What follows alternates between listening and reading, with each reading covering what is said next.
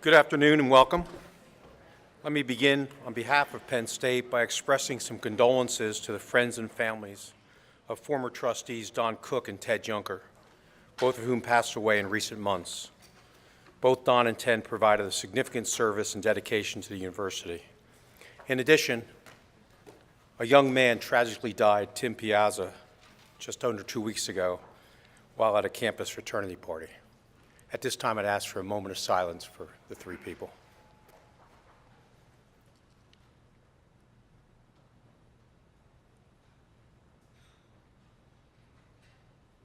Thank you. Today, we're pleased to welcome two new colleagues to the board. Alex Hartzler and David Kleppinger are joining us for their first meeting cycle. We appreciate the commitment Alex and Dave are making by joining this board, and I look forward to their engagement. Alex and David, welcome.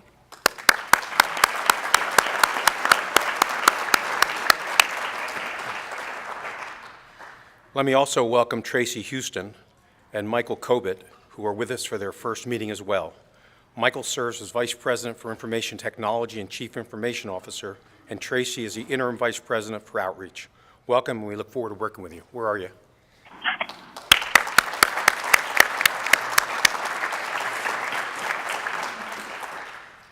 I would also like to thank our University Faculty Senate officers, Chair Jim Strauss, Chair-elect Matthew Wirsner, and Secretary Ann Taylor. This is the last meeting of these Senate officers in their respective positions, as the elections of officers will occur prior to the next meeting. Our special thanks for being such valued colleagues. Thank you very much.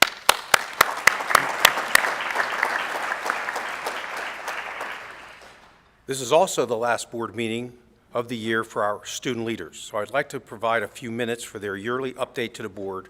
I'll ask our student leaders to proceed to the podium for an introduction.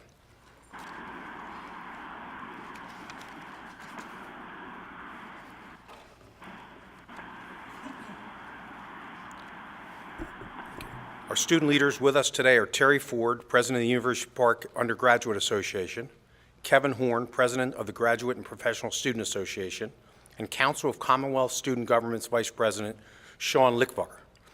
At this time, I'll ask each of them to give a presentation.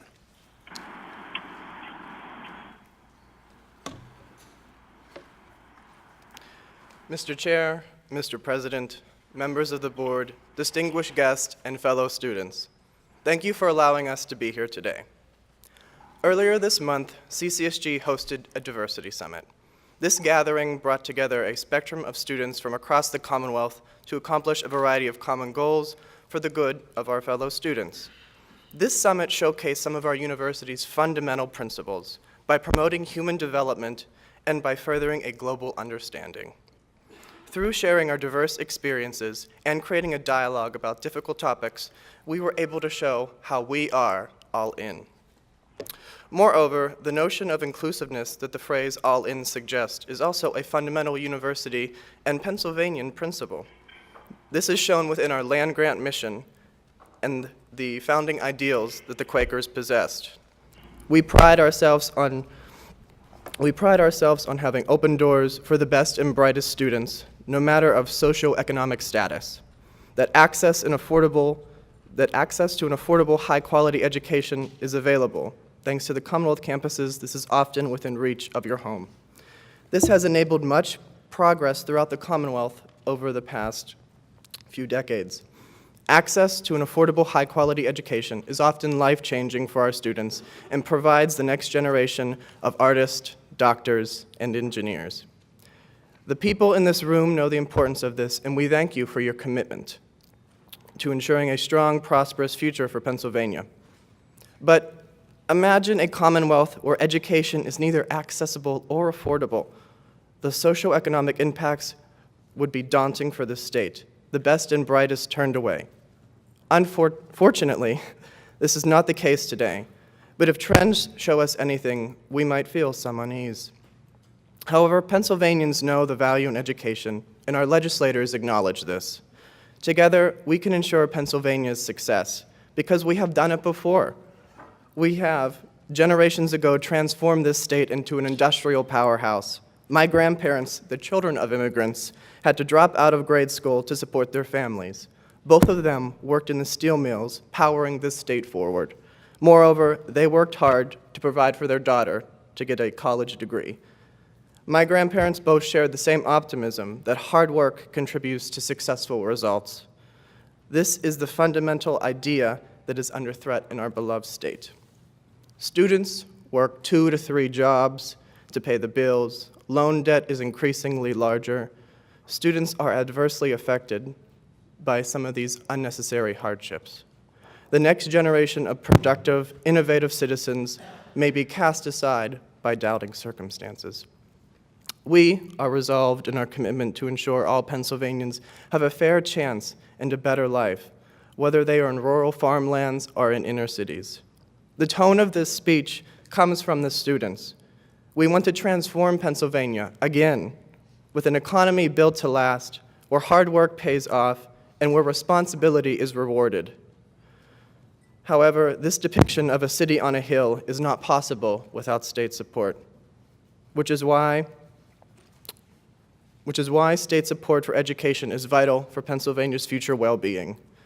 We, the students, are doing our best to work with our legislators to ensure this future.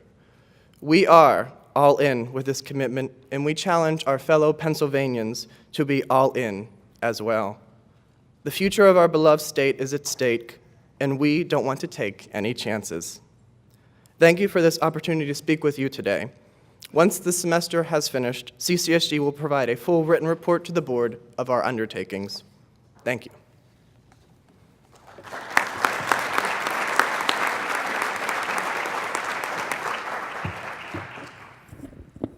Good afternoon. My name is Kevin Horn, and I'm president of the Graduate Student Government.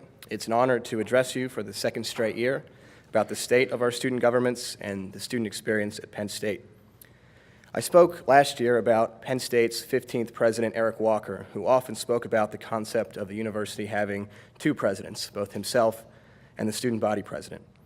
This is a time when Penn State student governments had offices and held their meetings in Old Main, ran the library, built and paid for the hub, all on their own, and contributed a great deal to many things that continue to enrich Penn State student life today. Higher education has changed significantly since the days of Eric Walker's 2 presidents, but some glimmer of these past monuments of shared governance still shine brightly through today. Our president and the rest of the administration, for instance, have trusted students to allocate the entirety of the $40 million generated from student fees. Through this new process, the students decided last week to end the CAPS funding crisis. With a contribution of more than $800,000 committed by the Student Fee Board and a generous partial match from the Office of the President, this ensures that no Penn State student will need to wait for mental health care again. Students have been successful this year in advocating on issues of all sorts, including diversity and inclusion, transportation, residence life, town and gown relations, campus recreation, educational policy, and yes, even Lion Path.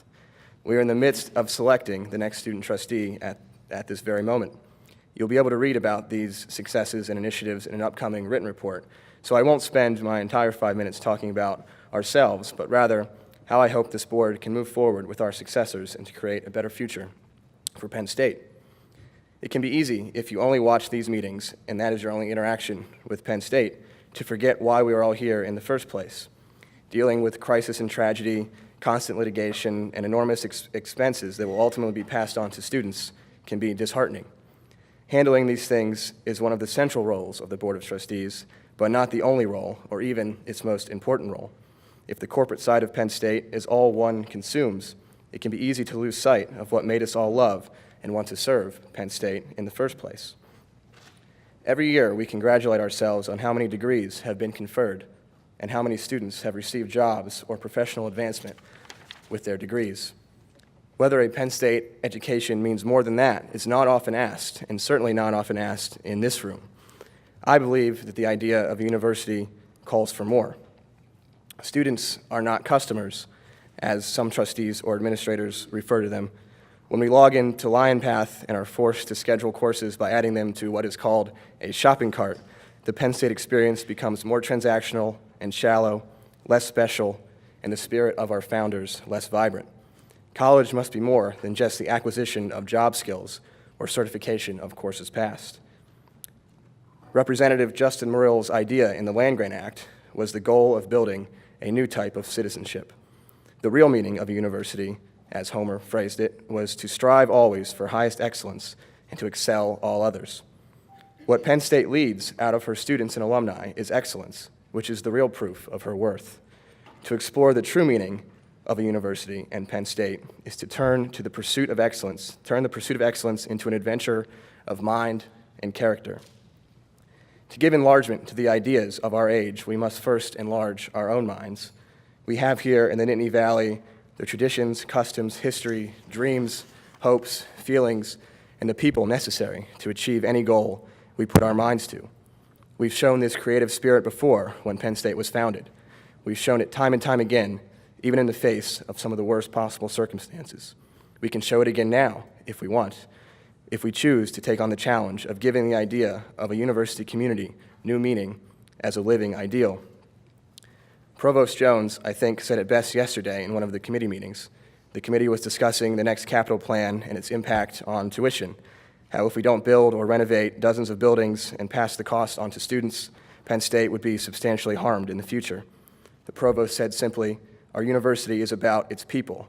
It's what's inside those buildings that counts the most. At the end of the day, what attracts students to Penn State is the faculty and other students inside of its buildings. So what kind of university is Penn State? A former Penn State trustee wrote that the Penn State spirit is indestructible, but only if, in a practical sense, we allow it to come alive inside of us. If we can conceive of our place as something far beyond the role of students as customers, we have begun to answer that question. It is on all of us here, students, trustees, administrators, and everyone, and you as the board, the ultimate governing body, to open your hearts and cultivate a vision for the future of Penn State, as vast and ambitious as that of our founders. Only then will we have met the challenge of the question, what kind of university is Penn State? Only then will we honor what has always made Penn State great. There's something magical, I think, here in between Mount Nittany and the Bald Eagle Mountain. There's something magic here that compelled Evan Pugh to come back from Europe to start the Founders High School. There's something magic here that called Eric Barron away from his alma mater and back to the Nittany Valley to lead us today. It's the same magic, I think, that spoke to all of our hearts and compelled all of us into this room to serve dear old state. And I insist it's a magic that's worth protecting. Thank you for your time, and I look forward to the students' continued engagement with this board and all of you.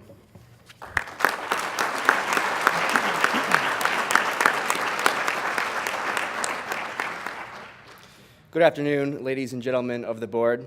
It's an honor to be with all of you one last time, and I'm especially grateful for this opportunity to say farewell. Today, I'd like to share something with you that may sound quite familiar, because I'm sure that many of you have felt this way too. Being a Penn State student has been by far the most transformative event of my life. If the goal of a university is to prepare the citizens of our society to fully enter the world, to broaden their horizons, to challenge them in so many different ways and compel their growth, then Penn State has certainly succeeded with respect to the student who's standing before you today. I'm so thankful for this, but it did not happen by accident. Transforming young people in this way is the mission and primary objective of the university, and it's much bigger than any of us. Teaching, research, and service to the world. That's the Penn State I recognize, and that's the Penn State that I'll love forever. Others may not see the magic that happens here, but that's okay. We're not in the business of seeking praise and credit for our work. We are in the business of making lives better and of creating a better future for everyone. I see this kind of magic everywhere at Penn State. I see it in my friends, I see it in my professors, I see it in the townspeople of State College who have established livelihoods so intimately connected with the spirit of Penn State. And I know you see it too. Now, I know what you're thinking.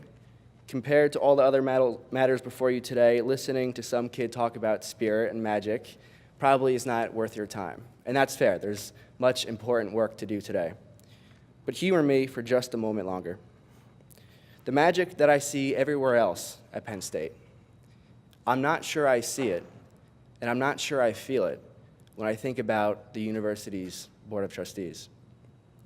I don't recognize the atmosphere that this board is engulfed in. The fighting, the mistrust, the confusion, the despair. It's making us weak. It's distracting us from our core mission of teaching, research, and service, the mission that changed my life and the life of so many others. I know why we are where we are, and I don't think anyone should sacrifice his or her core principles just to get along with everyone else. I'm not asking, nor do I want, any of you to change your beliefs. A diversity of perspective is a keystone of good governance.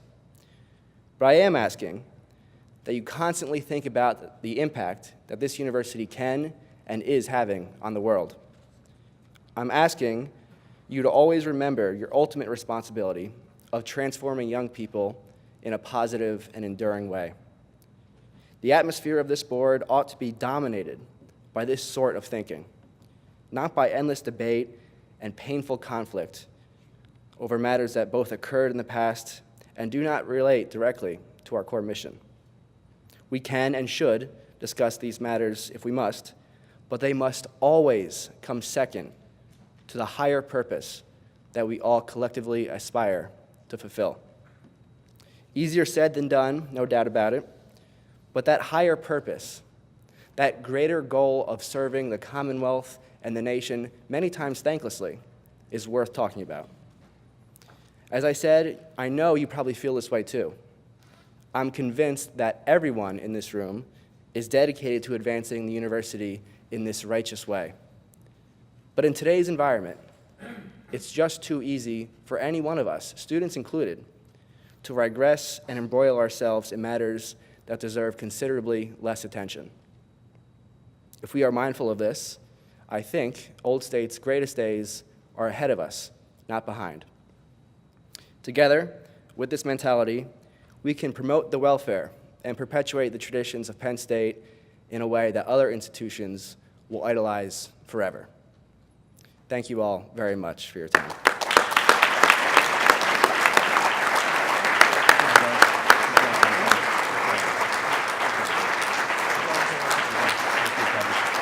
job. Thanks for your service. Thank you. Look, Lebrano's not standing up. Okay. Thank you very much, Sean, Kevin, and Terry. On behalf of the board, thank you for your engagement and dedication of time and energy, and best of luck in your future endeavors.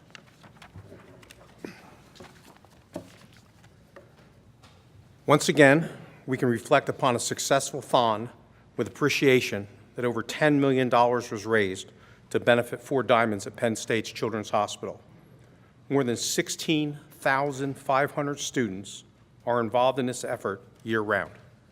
Their spirit, dedication, and passion have long-lasting impact on the lives they touch, and their involvement and personal commitment has a direct impact on the lives of children and their families. We saw the spirit and enthusiasm of Thon in November when Thon Executive Director Austin Summer addressed the board. And I saw it firsthand as well when I spent a large part of last Saturday at Thon, and I hope some of you were able to attend as well. The passion from all involved is infectious and inspiring. Please join me in thanking our students, donors, alumni, and friends for another successful Thon.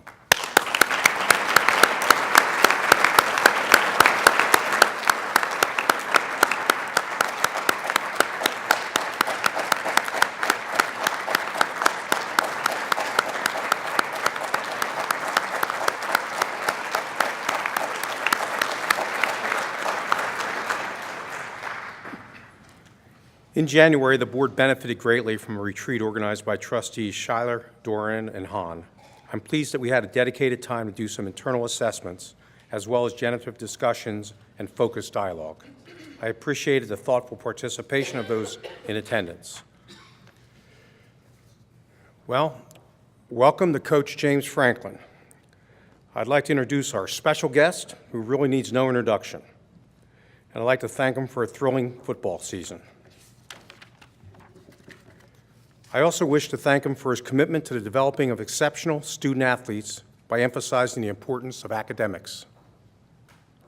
Although James is constantly on the move representing Penn State, he still keeps a close eye on his student athletes.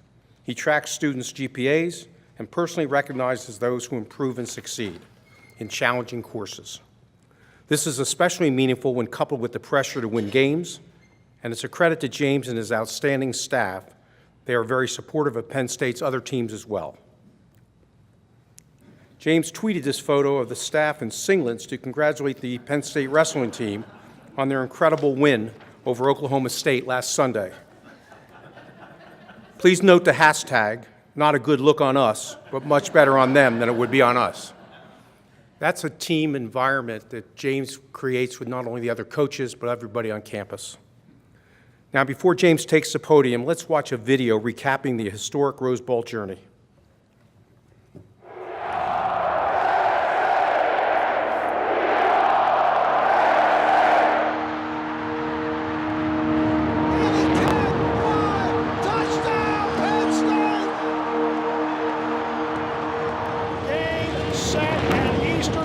Championship Nittany Lions. They brought back the fun, they brought back the excitement, and now they brought back a Big Ten championship. The Penn State Nittany Lions are Big Ten champions. Penn State loads their buses to get on the plane to fly to Pasadena. That team is going to be fired up about this. This is going to be crazy. This is going to be so emotional. This is the same skies I grew up looking at, man.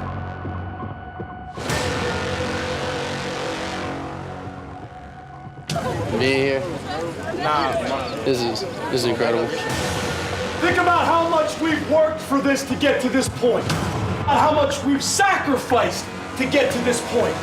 Sacrifices that other teams won't make. Sacrifice now for moments like today. To be back on this stage so quickly is a remarkable thing. Barkley shoots up the middle, 20, 15, 10, 5, touchdown! Penn State! Saquon Barkley!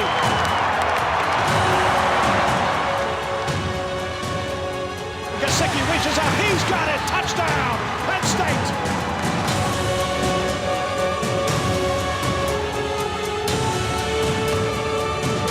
What you guys have done this year for this program will go on so much longer than what just happened tonight. That was a hell of a football game. We've had a hell of a year, and maybe one of the greatest Rose Bowl games ever.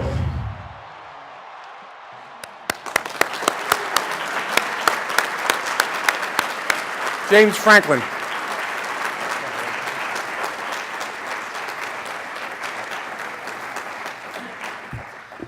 I don't know how you follow those students that just spoke. Couldn't have been more impressive. Congratulations. I am going to try to make the first half of this presentation a little bit better than the first halves of our games. You know, we are honored to be here today and extremely proud to represent our players and our staff. I'd make the argument the best staff in college football because they're aligned at doing it the right way and doing it for the right reasons. It's not just about winning for us. If it was just about winning, we'd go coach in the NFL. It's about the development of the entire student athlete. So couldn't be more proud of our staff. Our accomplishments this season were not just a result of one person or one player or one position, but rather the collective efforts of each individual on this team, each individual within our university, and our entire Penn State community. Our success this season is your success. We are a direct reflection of everybody within this room, everybody on our campus, and everybody within our state. Thank you for the support. Thank you for the patience and the commitment to excellence in our athletic department and specifically to Penn State football. Specifically, I'd like to thank Dr. Barron. I'd like to thank Sandy Barber for their commitment to us. Sandy and Dr. Barron have interacted with our student athletes countless times at practice, in meetings. Our student athletes understand that we are just a small piece of this Penn State University, a special place that we all hold dear. But they also understand that they do have a significant role. So I want to thank President Barron for reinforcing that, and Sandy for being unbelievably supportive really from day one. Shortly after I was hired, I spoke to you and promised to do everything possible to restore Penn State football to national prominence it has known in the past, and to do so with the highest academic standards and social responsibility. I hope you guys have seen that. We've done it time and time again. We've suspended our best players for first halves, for missing class, for what people would consider probably the biggest game of the year. We've reinforced these things over and over. I think a lot of people think I'm a big fan of social media. I really am not. But it is a great way to reinforce all the positive things that our guys are doing academically. So very, very proud of that. After a couple years working through the sanctions, I thought we made significant progress this year. Some examples of that is being undefeated at home. Thought that was very, very important. We don't do that without the support that we got from our students as well as our fans. We also understand the significance of what that does for this community. Big Ten championships, and then the Rose Bowl berth. I've been going all over the country recruiting and doing different speaking engagements, and everybody's saying, Coach, that was the best Rose Bowl I've ever seen in my life. I'm like, well, could have been a little bit better. First and foremost, however, I wanted to assure you our mission at Penn State has not changed and will not change. Forge strong relationships with our players, the university, and our community. Create tremendous academic experience. Our job is not to send these guys to the NFL, which stands for not for long. Our job is to make sure our guys leave as educated men and prepared for life. We also want to make a positive impact in our community, and we also want to be able to consistently compete for Big Ten divisional championships, conference championships, and national championships. We are still a work in progress like any other program. We will have our ups and downs, but we are determined to build on last year, continue to develop young men academically, athletically, socially, and spiritually so they become leaders in all their future endeavors. Our Big Ten championship is something we should all be excited about, but we're equally proud of the success that we've had off the field. The last 3 years, we've had over 2,000 plus hours of community service in our program. Back-to-back academic All-American in Tyler Yazian, 51 student athletes with a 3.0 or higher each year, 51 or more. 2016 team had 14 graduates playing this year with 16 different degrees. I think Saquon Barkley's a perfect example of what we're doing. Saquon showed up on campus and all he did was embrace everything that we asked him to do. He's got over a 3.0 GPA. He is humble, he is hardworking, he is appreciative, he is kind, and he's also 5'11", 225 pounds, and runs 4.3. We're excited about next season. We only had one senior on offense, only 3 on defense, so I do think we're headed in the right direction. Again, I want to thank you. Now is the time for us to forge ahead, to take advantage of the momentum and the opportunities that we have for our future. I thank you again for this time in front of the board meeting. I hope that the meeting continues to be positive and productive, and I am honored and humbled to be here with you today, and I am honored and humbled to be your head football coach. Thank you very much.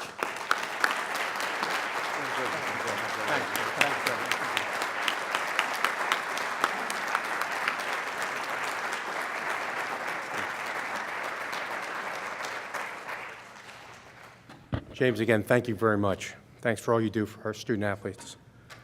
Moving forward to the business portion of our meeting, please note that the board met this morning as well as last evening in executive session to discuss various privileged matters. At this time, I'll ask for the roll call, please. Barron? Here. Brown? Here. Capretta? Here. Casey? Cotner? Dambly? Here. Dandria?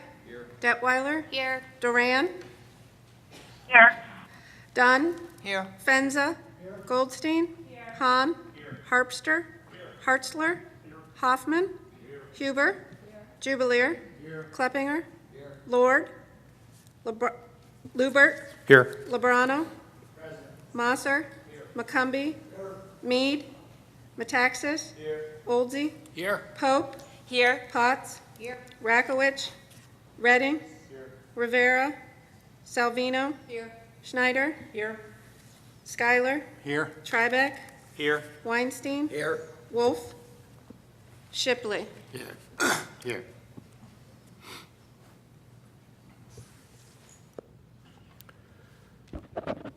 The draft November 2016 minutes that were initially submitted for your approval inadvertently indicated on page 5 that the board approved amendments to the expectations of membership contained in the standing orders. As you recall, consideration of that matter was postponed and no action was taken by the board in November. Therefore, the minutes were revised accordingly and reposted to board effect. May I have a motion to approve the minutes as so advised? Second? Is there any discussion? All in favor, say aye. Aye. Opposed? Opposed? Motion carries. At this time, we're going to have the President's report, and I'll call on Eric Barron to provide his report.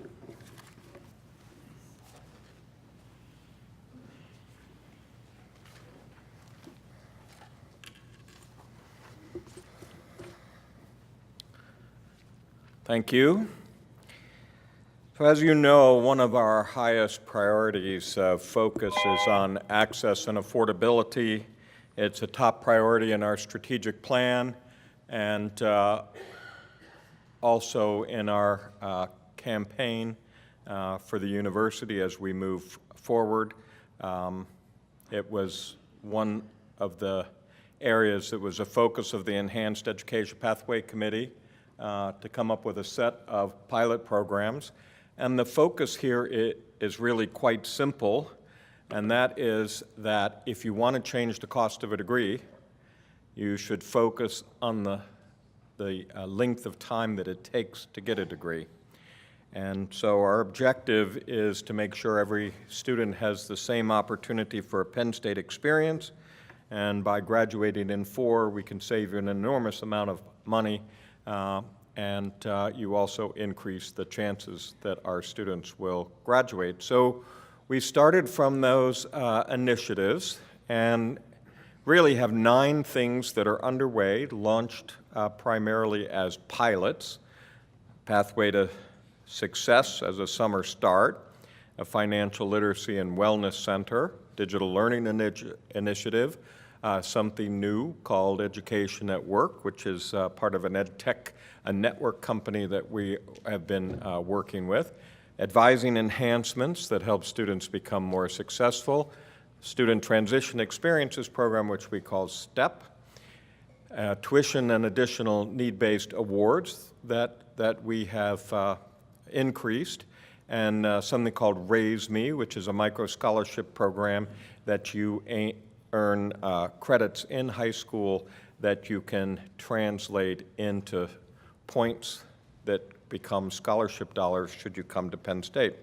So, an ALEX initiative that helps us place students in the appropriate place so that you don't discover you're placed wrong, have to go back and take a prior course, and then retake the course that you had been placed in initially. So as these pilots go on, I thought that I would focus on the PASS program because we now have enough data that we're starting to see how successful this pilot program is. So, PASS is an intensive summer program designed to increase the likelihood that you graduate on time. Students take 6 credits in their first summer before their first fall, and up to 12 credits in the second summer. They receive $250 credit scholarship both summers. That means up to $1,500 scholarship in the first summer and $3,000 scholarship in the second summer. It includes a guaranteed job on campus or in the community. And students have a peer mentor who assists with the college transition. And in the second summer, participants serve as student mentors for new students. So the idea here is that you have the potential entering your second fall to be 18 credits up and have that advising and job experience that allows you to be successful. Think of this as Penn State's own work-study scholarship program, but focused on time to degree.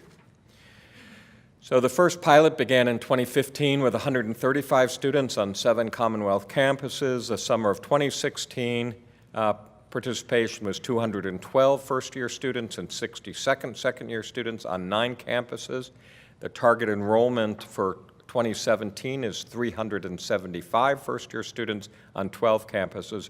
Our goal is to move to the point where we have 1,000 students that are entering within this program. So this is initial results, and what you can see here are the retention rates. And of course, the retention rate is a strong signal of what your graduation rate will be. And what you see is entering spring of 2016, past students had nearly a 95% retention rate compared to 93% for a typical first-year student in that same economic class. But by the time we get to the spring 2017, the retention rate for past students is 84.6% and non-pass students 77.6%. So we have 7 percentage points gained in the retention rate. In a pilot, that it's a relatively small number of students, but that suggests that programs like this can start to have a significant impact on what the retention rates are for our students. And that will lead to a higher graduation rate and much lower tuition bills for those students who are graduating on time. We see slightly better grade point averages in the students that are in the Summer Pass program compared to the students that are not in the Summer Pass program of the same economic situation. That's also a good news.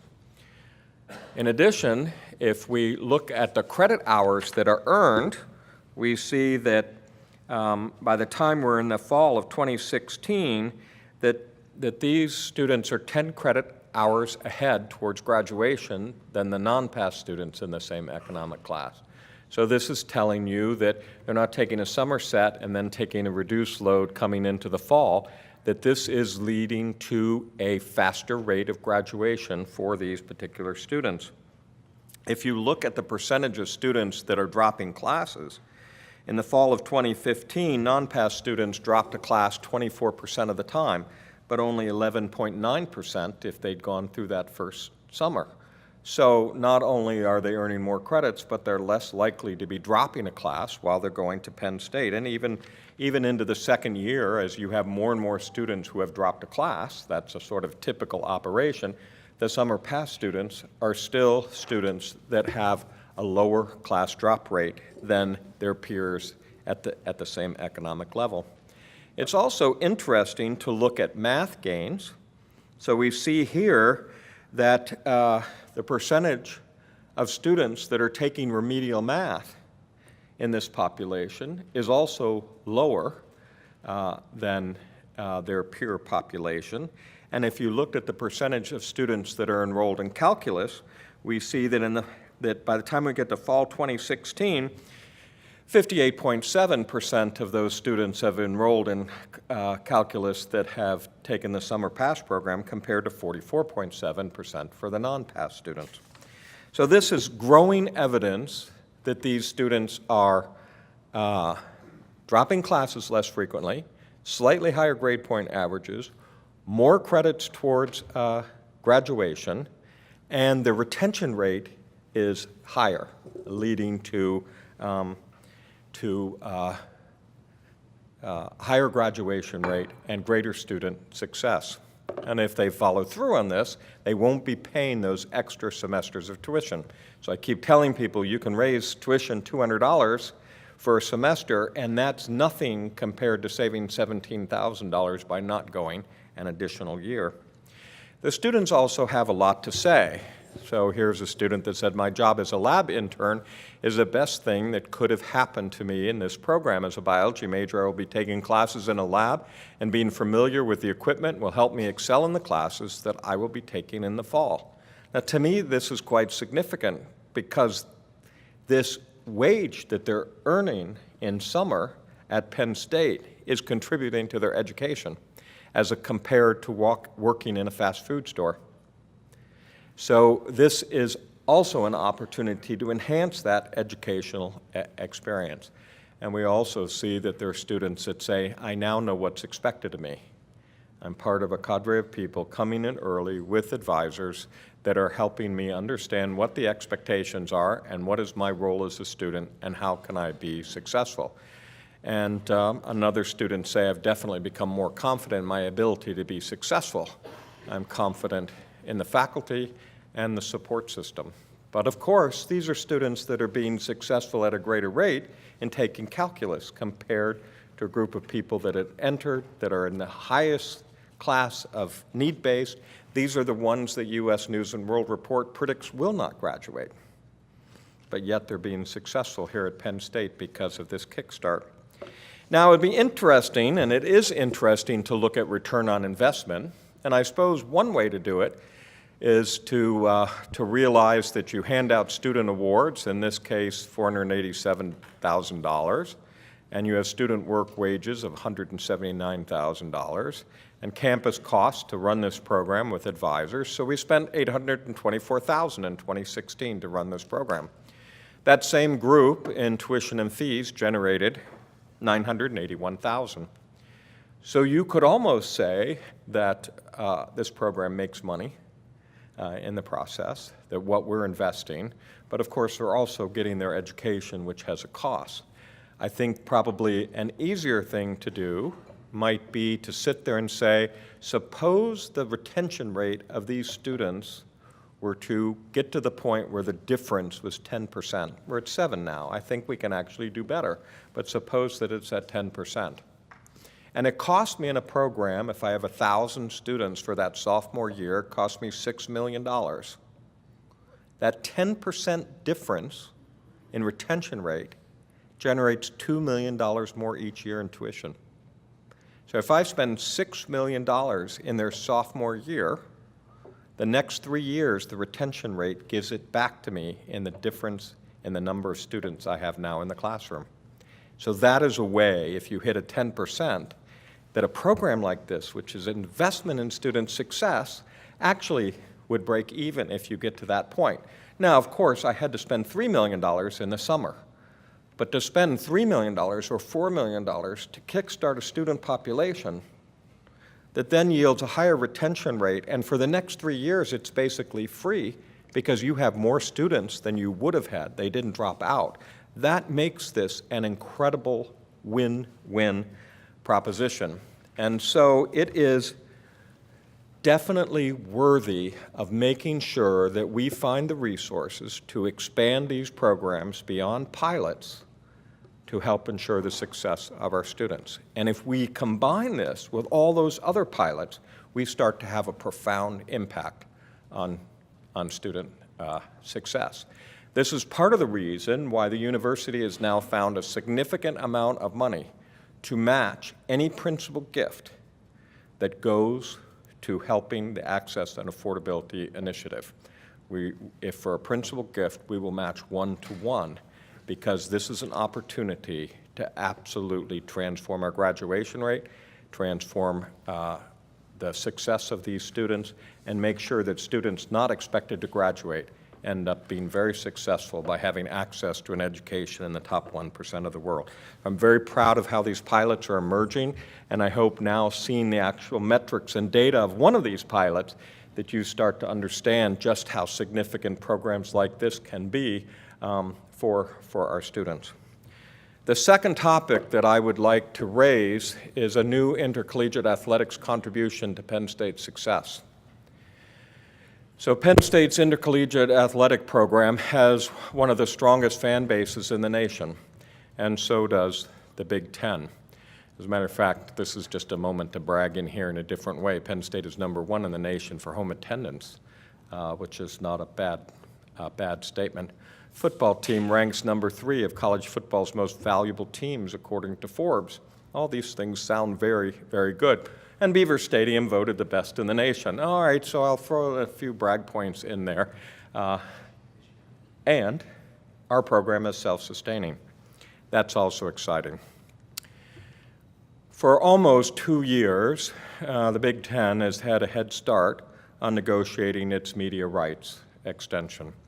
Those negotiations still continue.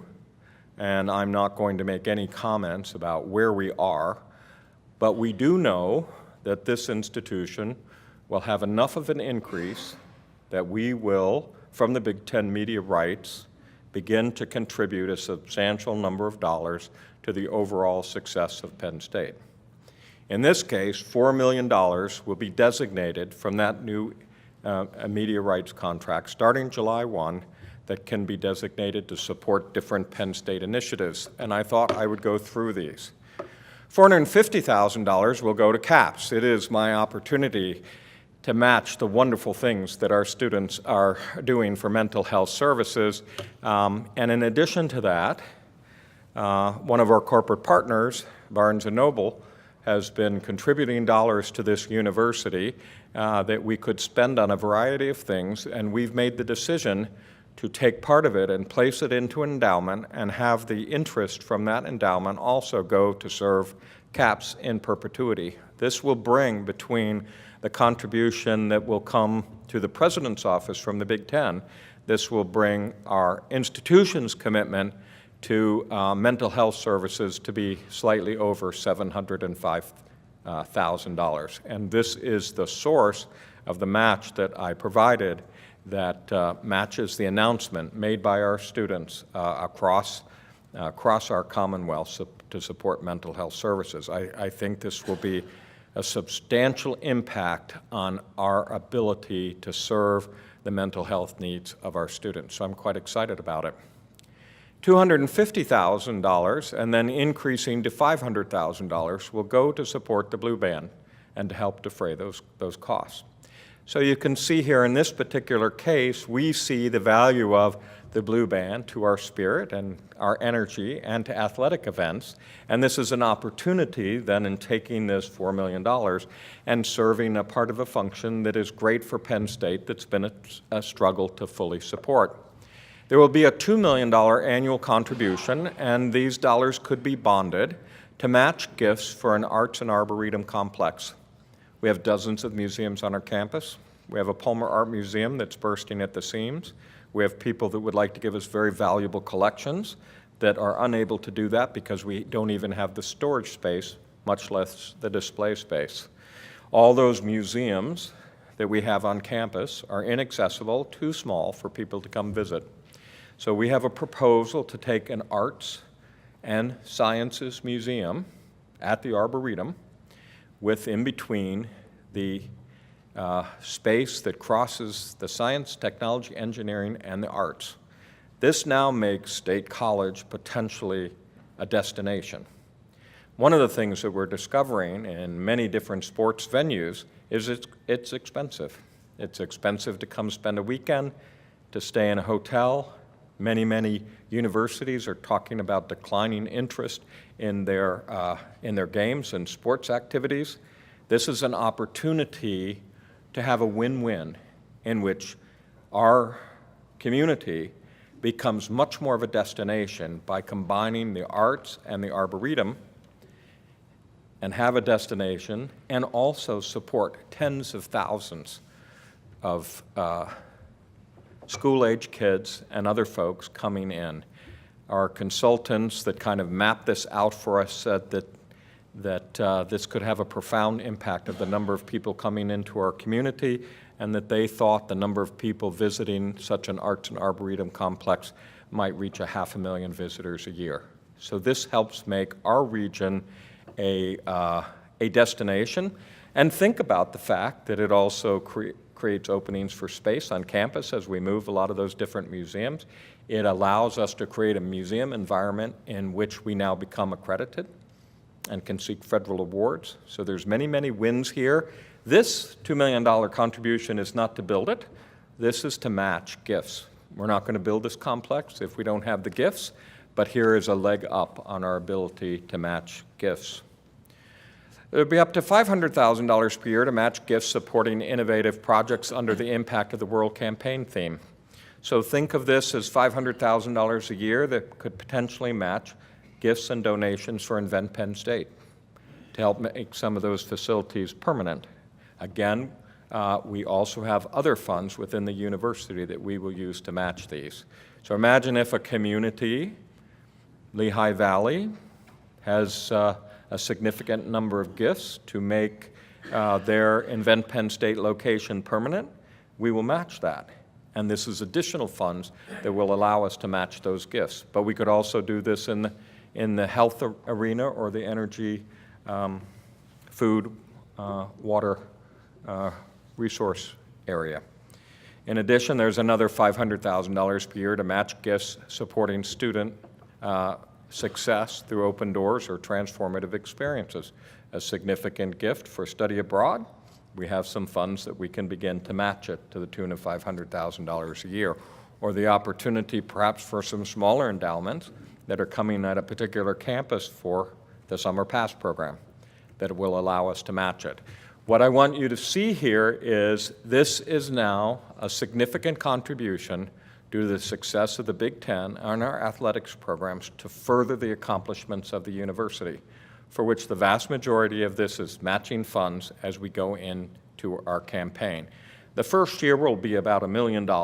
It will rapidly go up to $4 million, and we expect that these will increase as we go through time, and so that $4 million will grow to be a larger number as we go past the 6-year mark in the Big Ten contracts. So those are two things that I hope you see considerable value in, that we can now demonstrate that the Summer Pass program is showing substantial signs of success, and we haven't even tuned it yet. We already see ways in which we can tune it to do even better, but it's already just in its raw first pilot form being successful. And I think a contribution that comes because of the success of athletics in the Big Ten and at Penn State University, that we begin to see a significant impact on the success of the university, with the first thing out of the gate being matching the student fee request to support mental health services at Penn State. Mr. Chairman, that concludes my report, and I'm happy to take questions if you wish. Questions, please? I thought the PASS program was fantastic. I look forward to hearing about the other pilots. But given the great return on investment, what do you think the limiting factor will be in the growth of that program? Well, we may, it'll be interesting to see how many campuses, for example, manage that number of summer jobs and activities. So this is, it's a part of that budget discussion, so that's fine. My suspicion is we'll see a lot of faculty and folks creating all sorts of wonderful opportunities for students that we didn't have, but those are things that you will want to ramp up.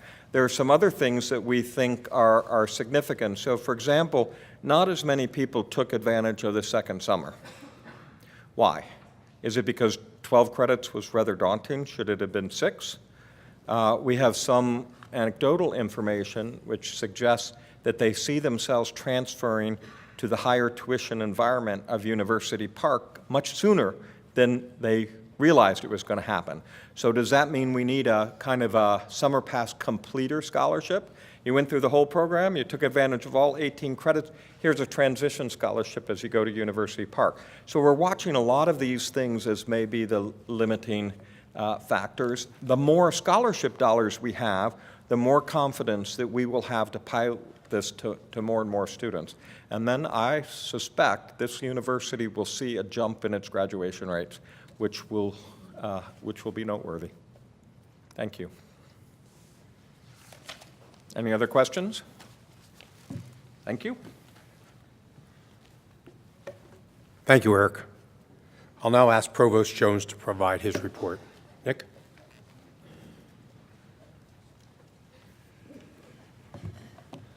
Thank you, Chair Lubert. I tried to convince the President to let me talk about the PASS program and him Lion Path, and he said, you do Lion Path. So it's nice to be with you all here today for the first official board meeting for 2017. There is a lot of important work to be done, and together we will move forward vigorously in a variety of areas. And one of those indeed involves the new ongoing implementation of Lion Path, our new student information system. I have some thoughts to share with you about this critical technological endeavor, as well as updates regarding our substantial progress on this university-wide project. Before delivering my official report, however, I would like to take a moment to welcome 2 new Commonwealth Campus Chancellors. On January 16th, Vernon Dale Jones assumed his role as Chancellor and Chief Academic Officer at Penn State Wilkes-Barre. He succeeded Charles Davis, who retired after leading the Wilkes-Barre campus since March of 2006. Dr. Jones came to Penn State from Virginia's Hampden-Sydney College, where he served as Vice President for Strategy, Administration, and Board Affairs. Also, effective March 13th, M. Scott McBride will begin serving as Chancellor and Chief Academic Officer at Penn State Du Bois. He will succeed Ping Werner, who has been serving as interim Chancellor since July 2016, when former Chancellor Melanie Hatch took a position at Middle Georgia State University. Dr. McBride is coming to Penn State from Kentucky's Morehead State University, where he served as Dean of the Cowdell College of Arts, Humanities, and Social Sciences. We are fortunate to have such esteemed leaders as Dr. Jones and McBride joining the Penn State family. Today, I would like to focus on the importance of change and forging a bold path. This concept is important across all facets of university operations, and I think we would all acknowledge how vital it is when it comes to how we use and leverage information technology. Advances in IT are occurring rapidly, and being behind the times is rarely ever, if ever, a good place to be. Some IT-focused changes are relatively easy to implement and often go unnoticed, such as small upgrades to existing programs and services and security enhancements that typically occur behind the scenes. Other changes, however, are bolder and more transformational, and they require intense focus and ample time to execute well. We pursue such initiatives because we must, and they are not nearly as easy. The efforts are typically large in scope and scale, and the work must be done while still managing daily operations effectively. Pursuing them requires courage, tenacity, and a willingness to tackle big challenges, knowing that the end results will be meaningful and impactful. I was reminded of this when I listened to a report on NPR last month about a recent technological glitch affecting an airline's operations. United Airlines said that an IT issue had prevented pilots from getting the information they needed to take off, like an aircraft's weight and balance, so they could accurately calculate speed and trajectory. Experts said the problem involved, once again, an archaic system that United uses to transmit data between aircraft and the airline's operations center. This IT issue resulted in flights being grounded for several hours and passengers standing around in lines like this. It's not a good look. And yet these problems happen fairly frequently. A similar issue downed Delta's systems for 2 days last summer, and another forced Southwest to cancel flights for a couple of days too. So you might think, well, they just need to fix it. Make it work. Implement a new system. The problem is that airlines have long relied on old legacy systems that now face even greater demands they were never designed to handle. So they are working on developing and eventually deploying new systems that can do the job. In the meantime, however, they still have vital operations to run 24/7, 365. They cannot simply flick a switch to shift from old to new. And yet they must make changes, big, complex ones. So they have teams of thousands working on it out of the public eye. Here at Penn State, change is part of our institutional DNA. We make changes, large and small, virtually every day. One of this university's most transformational endeavors is Project Lion Path, the multi-year initiative to replace Penn State's existing student information system across all of our campuses. The previous homegrown system, ISIS, managed the processing of admissions applications, billing and accounts, financial aid awarding, course scheduling, transcripts, and advising records for Penn State students. It was also the backbone of eLion, Penn State's web-based access portal for students, faculty, and staff. Much like with airlines and their legacy systems, universities like Penn State have theirs too. And so we knew going in that we would face challenges in developing and implementing this new system while sunsetting the old ones. But we also knew that we needed to forge ahead boldly to bring this important change to fruition. How immense and significant is this project? Consider that we held our official LionPath kickoff event 3 years ago at what was then a new facility on Science Park Road, now called the Technology Support Building. The Nittany Lion even made an appearance, chatting with Project LionPath Director Michael Buskis. It was a big day. During the event, members of the LionPath executive and steering committees toured the facility and met the many dedicated Project LionPath team members. They left the gathering with an even better understanding of the immense amount of work that would be required to make Project LionPath a success. As executive sponsors of Project LionPath, David Gray and I signed the project charter in March of 2014. The charter outlined the strategies and standards for achieving Project LionPath's goals. Here's what I was quoted as saying at the time: "I've seen the groundwork and the great effort that has gone into getting us to this point. I'm supremely confident we are going to do this implementation in a manner that is not only going to be great for Penn State, but it is going to be a model to other institutions." As you all know, since that time, we have experienced challenges involving the development and deployment of LionPath. And these issues understandably frustrated some faculty, staff, students, and parents. As an executive sponsor of the project, I apologize for the difficulties some LionPath users have experienced during this time. We remain highly sensitive to these concerns and the importance of addressing them promptly. Everyone involved in Project LionPath has remained focused on delivering optimal results and superb service. And were it not for their unwavering commitment, we might have faced additional challenges. Conversion of any major legacy database system is a tremendous undertaking, and everyone's hard work throughout the multi-year process impeded and even neutralized potential complications. I want to take this opportunity to thank everyone across the university who has worked in one form or another on Project LionPath. People from across the institution, including volunteer committee members and staff assigned to the project for 3 years, have engaged in strategic meetings, system testing, writing documentation, and much more, all of which helped bring this project to fruition. Thank you all for your dedication to not only Project LionPath, but also to Penn State. And to Michael Buskis, Stephanie Sakel, Matt Scott, Kim Tremaglio, and others on the Project LionPath team, thank you. We could not have traveled this bold path without your committed leadership. Oops.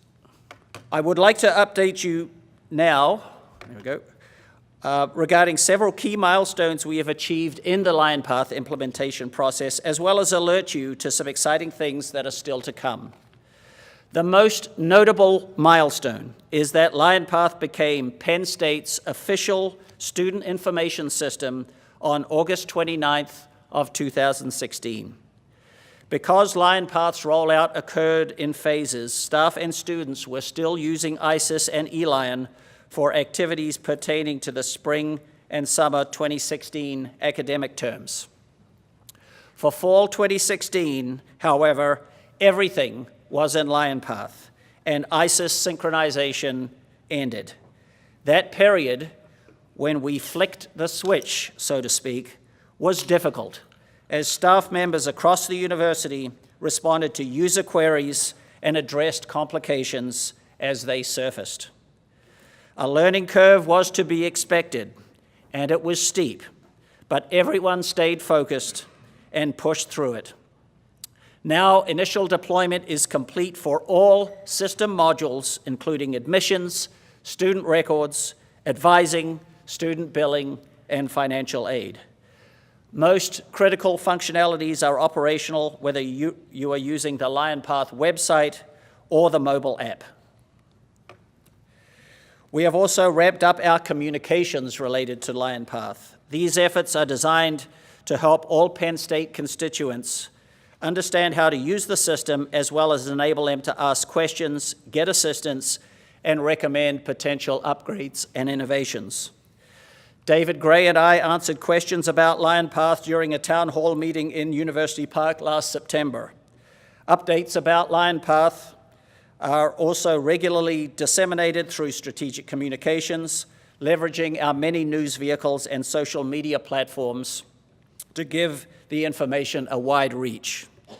Occasionally, we will send out mass emails as deemed appropriate and necessary. We did this in August of 2016 to offer essential information shortly before LionPath's official launch date. We did so again earlier this week to provide updates about the system and to thank everyone for their continued support with this effort. To read about the latest LionPath news and updates, interested individuals can visit lionpathsupport.psu.edu. This website features a variety of useful information, including a method to report issues, submit help requests, and recommend system improvements. It also includes a new viewable and searchable enhancement request list. We welcome users' feedback, which will help ensure LionPath meets the needs of our students, faculty, and staff. The website soon will include regular reports containing LionPath-related news and tips to help people use the system most efficiently. So what's next for LionPath? A new permanent entity, the LionPath Development and Maintenance Organization, will focus on enhancements to and stabilization of existing functionalities. In the coming months, we will remain focused on sustaining and improving LionPath and delivering top-tier service to everyone who uses the system.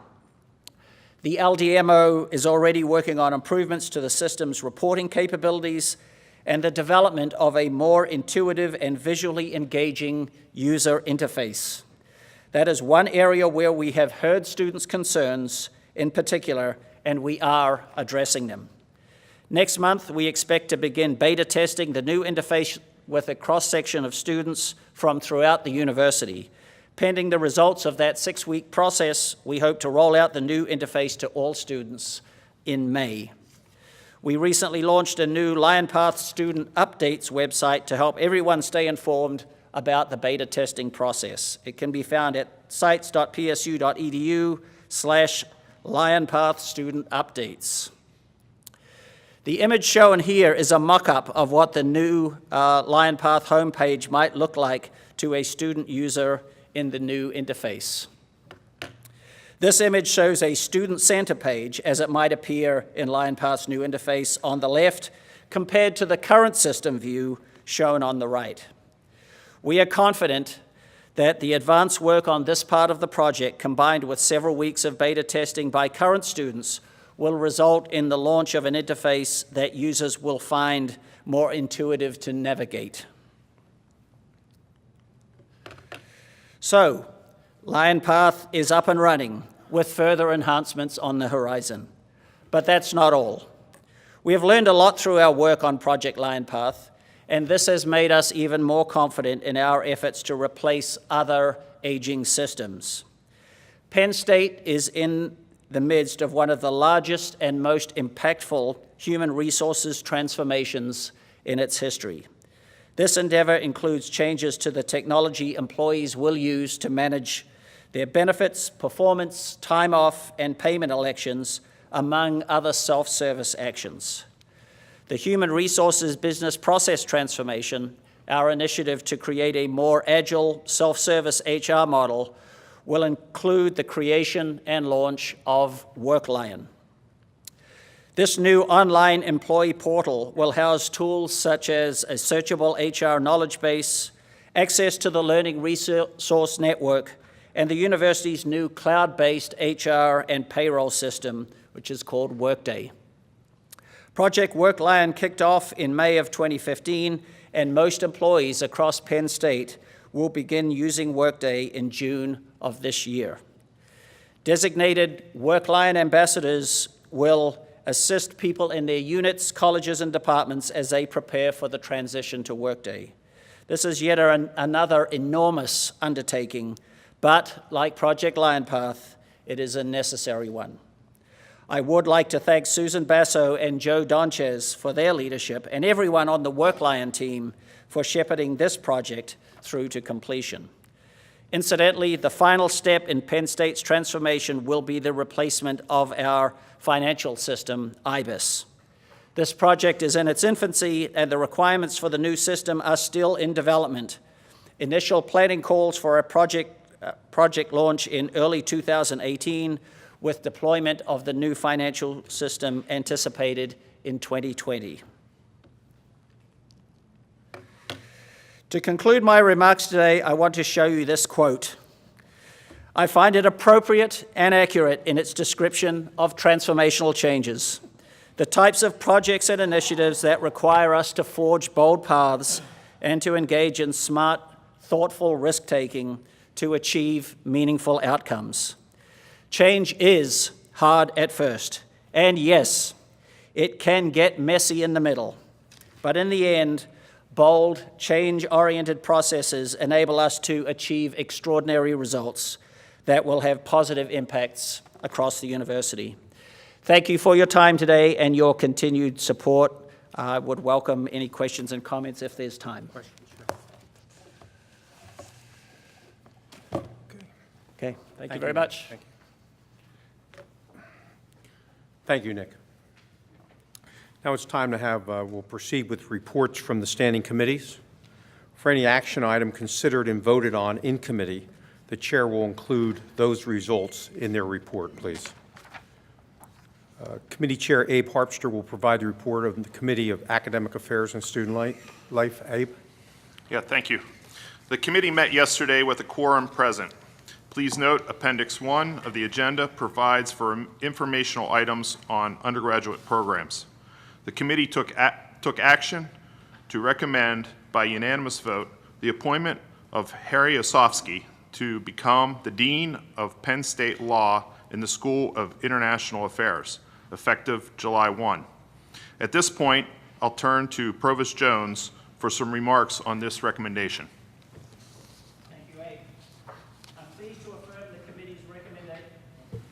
Thank you. I am pleased to affirm the committee's recommendation to appoint Dr. Harry Osofsky to the position of Dean of Penn State Law and the School of International Affairs effective July 1st, 2017. Harry currently serves as the Robbins Kaplan Professor of Law, Faculty Director of the Energy Transition Lab, and Director of the Joint Degree Program in Law, Science, and Technology, all at the University of Minnesota Law School. She previously taught at Washington and Lee University School of Law and the University of Oregon School of Law, as well as Whittier Law School. Hari is a leading scholar of and contributor to public policy work on energy transition and climate change, and has written more than 50 publications focused on these topics. Hari's professional leadership roles have included serving as president of the Association for Law, Property, and Society, from which she received its 2016 Distinguished Service Award. She also served as chair of the American Association of Law Schools section on property and on the Executive Council of the American Society of International Law. She is also a member of the Board of Governors for the Society of American Law Teachers. Hari earned a PhD in geography from the University of Oregon and a JD from Yale Law School. Since August of 2013, James Houck, retired Vice Admiral of the U.S. Navy and a distinguished scholar in residence, has served as interim dean of Penn State Law and the School of International Affairs. The university thanks Jim for his stellar leadership, which has enabled us to bring in a new dean who can build on his accomplishments and continue to meet the major challenges, changes, and opportunities in legal education. It is a pleasure to recommend someone of Hari's caliber to lead and engage with our law students and the entire university community. She will advance Penn State's mission while maintaining her steadfast commitment to excellence. In conjunction with the committee's vote, I unequivocally support her appointment. Thank you. Okay. CCSG Vice President Sean Lickvar provided a report on behalf of student government organizations, including an update on University Park and Commonwealth fee boards, support of President Barron's DACA, and the protection of undergraduate undocumented students, and the legislative outreach of activities surrounding Capitol Day. As this marked his final meeting with the committee, I'd like to thank Sean for his active and thoughtful participation during the past year. Likewise, this was the final committee meeting for Matthew Wesner as chair-elect of the Faculty Senate, and we want to wish him the best luck as he transitions to Senate Chair. Thank you, Matthew and Sean, for your contributions for this year. We received updates from our administrator liaisons, Nick Jones, Damon Sims, and Rob Pangborn, including information on Lion Path, Greek Life, the strategic plan, and the current recruiting activities and admissions for the class of 2021. Undergraduate applications from PA are comparable to last year, and both the out-of-state and international applications have nice increases compared to 2016. Students from the Diversity Commission joined us for a panel discussion on issues faced by the university community. This session was moderated by UP-UA Vice President Katie Jordan and addressed a variety of topics such as diversity inclusion in the current environment, goals, partnerships with other organizations, long-range ambitions, and what we as trustees can do to assist the Commission with its efforts. The committee was provided a progress update from Lance Kennedy Phillips on the Learning Outcomes Assessment process. The board appreciates all that he does on behalf of the university in his role as with institutional accreditation and assessment. Finally, Rob Pangborn and Craig Weideman shared a report on transforming educational theme of the strategic plan. The theme's vision is to create an individualized and collaborative environment for students, faculty, and staff to achieve their goals regardless of their location on our campuses or in the world. 3 principal strategies have been identified by the steering committee, drawing on input from across the university. They are advancing student success, transforming the teaching and learning environment, and 3, ensuring professional development for all instructors on the changing educational landscape. Rob and Craig have engaged 10 existing and new working groups to develop priorities and action items around these strategies. Additionally, an open forum on this theme will be held at Penn State Berks campus on March 22nd to engage participants across the university. At the conclusion of the meeting, the committee went into executive session for an administrative update on a sensitive academic matter. Mr. Chairman, that concludes our committee report. Thank you, Abe, for your committee report. As Abe reported, before us is a resolution on the appointment of our new Dean of Penn State Law and School of International Affairs effective July 1. Please let's take a moment to review the item on the screen. May I have a motion for approval? A second? Any discussion? All in favor, please indicate by saying aye. Aye. Any opposed? Aye. Excuse me, any opposed? Motion carries. I'll now ask Vice Chair Don Kottner to provide a report on the Committee of Audit and Risk. Thank you, Mr. Chairman. Walt Rakovich, our Chair of the Audit and Risk Committee, could not attend this afternoon. However, he did preside over our committee meeting yesterday with a quorum of members present. The committee reviewed the matrix of roles and responsibilities that helps codify critical responsibilities and ensures our cycle of meetings and discussions support the matrix. Dan Heist provided us with his internal audit follow-up report. We received an IT update which included introductions for Michael Kubit, who was recognized earlier in this meeting, and Don Welsh, the university's Chief Information Security Officer. We received a risk management briefing, including an update from the Subcommittee on Risk. We also had a very productive generative discussion on the 5 potential issues and barriers to enterprise risk management best practices within higher education institutions. The committee heard from Joe Donchez, who reviewed for us the annual letter to Deloitte addressing audit partner rotation, record retention of audit work papers, conflict of interest, and fraudulent influence. The committee reviewed the engagement letter with Deloitte and recommends unanimously to authorize the engagement of Deloitte for the audit of the university accounts fiscal year 2016 and 2017. Mr. Chairman, that concludes my report. Thank you, Don. As reported, the committee recommends the engagement of Deloitte for the audit of university accounts. Please let's take a moment to review the item on the screen. May I have a motion for approval? Second? Any discussion? Hearing none, all those in favor, please indicate by saying aye. Opposed? The motion carries. I'll now turn to Matt Schuyler for a report from the Committee on Compensation. Thank you, Mr. Chairman. The Compensation Committee met yesterday, and consistent with our operating guidelines, those guidelines may be amended from time to time as needed.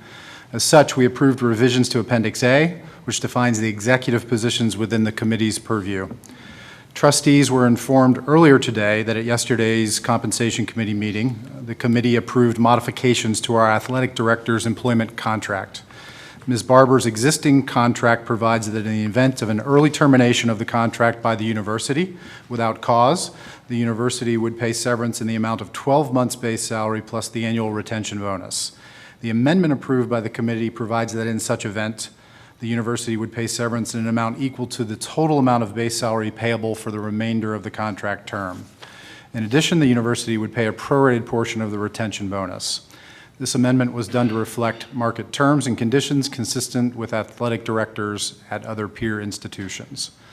The committee also heard a presentation from Susan Basso, Vice President for Human Resources, and Greg Stoner, Senior Director, Compensation and Benefits, outlining the current benefit structure for Penn State executives, the challenges higher education institutions face in attracting senior leadership from broad industry sectors outside of higher education, and considerations for the university on how it may want to use available retirement vehicles in its recruitment of executives closer to retirement age. The Compensation Committee will be provided with recommendations on potential changes to Penn State's executive benefits later this year. Mr. Chairman, that concludes my report. Thank you. I'll now turn to Rob Fenza, who will provide the report from the Committee of Finance, Business, and Capital Planning. Rob? Thank you, Chairman Lubert. Dan Mead presided over our meeting yesterday, but because of a family commitment, he had to leave today. We had a quorum of the Finance, Business, and Capital Planning Committee as we met yesterday. The committee approved the November 3rd, 2016 minutes. We had additional informational reports on fiscal year 2017 to 18 Commonwealth appropriation request, university credit worthiness, where we looked at components that are reviewed and evaluated, the full year, fiscal year 2018 to 2019 to fiscal year 2022 to 2023, the 5-year university capital plan, the university approval and delegation of authority, human resources transformation project, finance and business information technology transformation project. For action items requiring a board vote today, the committee met yesterday, and I'll report on the committee's recommendations for each action item. Multiple opportunities for briefings were provided to trustees through various opportunities to ensure each trustee had a comfortable level of information. We held 2 webinars, Friday and again on Monday of this week, where we provided detailed information. That same detailed information is available on the board portal. And then we supplemented that information with the university administration making itself available to answer questions. I'm sure my colleague trustees appreciated these opportunities, and I trust that anyone seeking such additional information took advantage of these opportunities.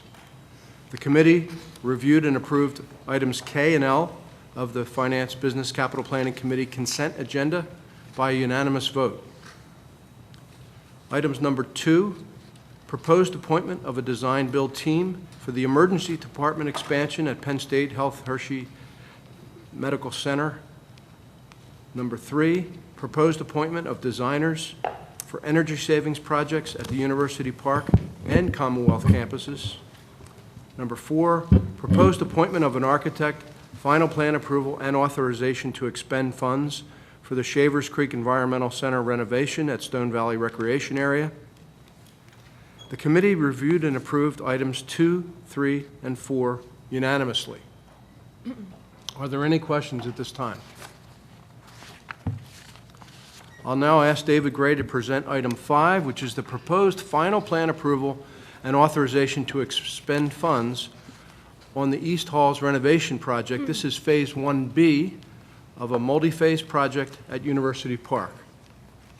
David? Thank you, Rob. Phase 1B is part of the overall renovations and improvements plan for the entire East Halls complex. The project includes a new residence hall and the renovation of Pennypacker and McKean halls.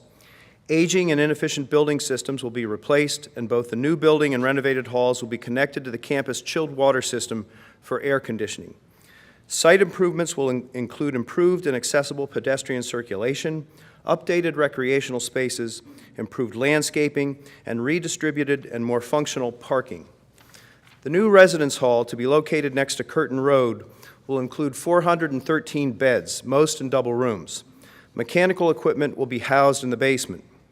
Common areas and gathering spaces are located near the entrances in the center of the first floor.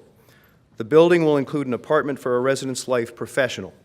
Shared private bathrooms are located in the center of the new residence hall double rooms. The upper floors will have double rooms on the perimeter and private bathrooms constructed in the wet cores in the center of the building. An open lounge is included in the center of each upper floor. This is the view of the new building from Curtin Road. The glass tower, or lantern, will bring natural daylight into the core of the building. The materials will be brick and precast concrete and will coordinate with the planned exterior renovations to all East residence halls. The bed count of 273 in McKean and Pennypacker halls will be maintained, most in double rooms. Renovations will include private baths in a central wet core, improved student social and service spaces, and movable student room furniture. The building will include a first-floor apartment for a residence life professional. As in the new residence hall, the upper floors will have double rooms on the perimeter and private bathrooms constructed in wet cores in the center of the building. Common space lounges can be used for supplemental housing if necessary. These are McKean and Pennypacker halls today as seen from the quad. And this is a rendering of the proposed renovations with a similar glass lantern and materials as the new building. The total project budget for Phase 1B is $106 million, with the funding coming from self-supported borrowing and housing and food service reserves. The Committee on Finance, Business, and Capital Planning recommends the approval of the final plans and authorization to expend funds for the East Halls renovation, Phase 1B at University Park. Are there any questions? Yes, Anthony. David, thank you. First, I want to thank you for the time you've given us vis-a-vis those webinars. They are very, very helpful. Just refresh my recollection of this financing. Was it 90 million that's to be financed out of the 106? So the total project cost again is 106 million, and the sources are as follows: self-supported borrowing 91 million, and then housing and food service reserve funds will make up the remaining $15 million for the total of 106. You're welcome. Any other questions? Thank you. Thank you, David. The committee reviewed and approved item 5 unanimously. Item number 6, proposed final plan approval and authorization to expend funds on the roofing program at University Park. And Ford Stryker did a program for us, a very thorough presentation on this item. Number 7 is proposed purchase of a cryo-electronic microscope for Penn State Health Milton S. Hershey Medical Center at the College of Medicine. We were given a presentation by Dr. Leslie Perrant on this item. The committee reviewed and approved items 6 and 7 unanimously. Are there any questions? Item 8, a proposed land exchange between Penn State University and Mount Nittany Medical Center. That item will have no action, and it is tabled at this time. Number 9, a proposed change in the room and board charges for 2017-2018 academic year. Gail Hurley and Dave Rose gave us a very, very thorough presentation, and the committee reviewed and approved item 9 unanimously. Are there any questions? Mr. Chairman, this completes the report of the Committee on Finance, Business, and Capital Planning. Thank you. Thank you, Rob. Rob has reported on his committee's consideration of these matters, all of which carry the committee's recommendation for approval. The board has received information on these action items in their agenda material in advance of today's meeting. I will now call for a vote on each item separately. Starting with the 2 items contained in the consent agenda, we will take a minute to review the item on the screen.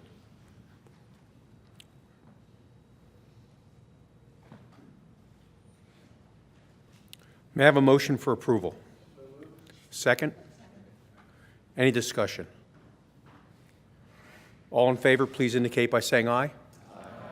Aye. Any opposed? Motion carries. FBCP Agenda Item 2, the proposed appointment of a design-build team for the Emergency Department expansion at Hershey is now being displayed on the screen. May I have a motion for approval? Second? Any discussion? All those in favor, please indicate by saying aye. Aye. Any opposed? Motion carries. FBCP Agenda Item 3 is the proposed appointment of designers for Energy Savings Program projects. Please take a moment to review that item on the screen. May I have a motion for approval? Second? Any discussion?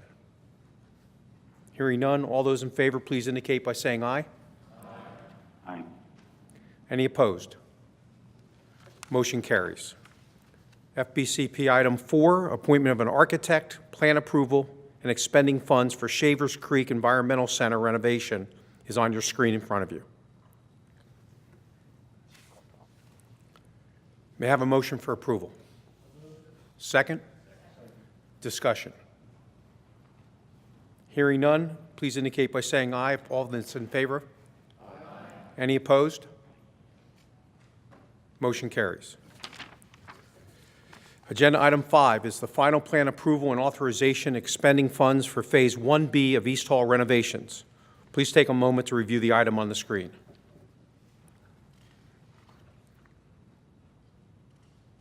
May I have a motion for approval? Second? Discussion? All those in favor, please indicate by saying aye. Any opposed? Motion carries. Item 6 is the final plan approval for expending funds for the roofing program at University Park. Please take a moment to review the item on the screen. May I have a motion for approval? Second? Discussion? All those in favor, please indicate by saying aye. Opposed? Motion carries. Item 7 is the proposed purchase of a cryo-electron microscope at Hershey. Please take a moment to review that item on the screen as well.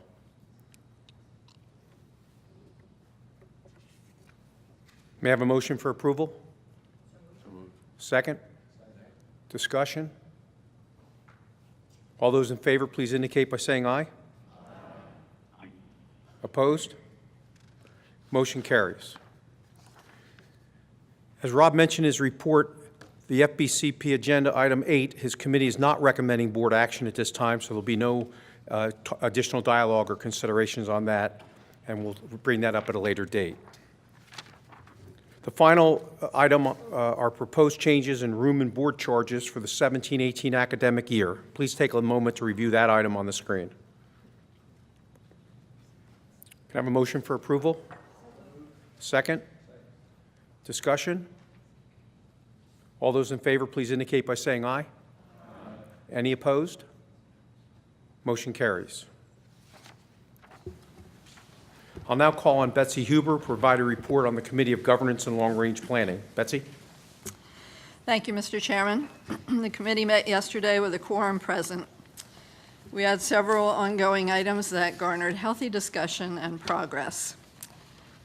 While the chair of the board has discretion in inviting faculty and student representatives to serve as non-voting members on standing committees, the committee felt it important to more fully codify that in the standing orders. Therefore, the committee passed unanimously a proposed wording modification to more fully articulate that in the standing orders. That resolution will come before the full board in May. A portion of our board retreat in January focused on the skill set inventory that our committee has been working on over the past few months. With information from the retreat and earlier survey efforts, a report was presented to the committee and adopted. It will now be shared with all trustees and will be useful for lead liaisons for the various election and selection processes. The report will also be posted on the board website. We continue to talk about the expectations of membership. We appointed another subcommittee to revisit the current bylaws, looking at the basic purpose of each section and whether the current wording accomplishes that purpose. More discussion in May. With regard to emeritus selection criteria, last year's subcommittee felt it may be helpful to clarify the criteria section of the standing orders to more fully articulate the contributions portion of that evaluative process. David Hahn and Chris Hoffman worked on some language considerations, and with feedback from the committee, we'll continue to work and propose language at our next meeting.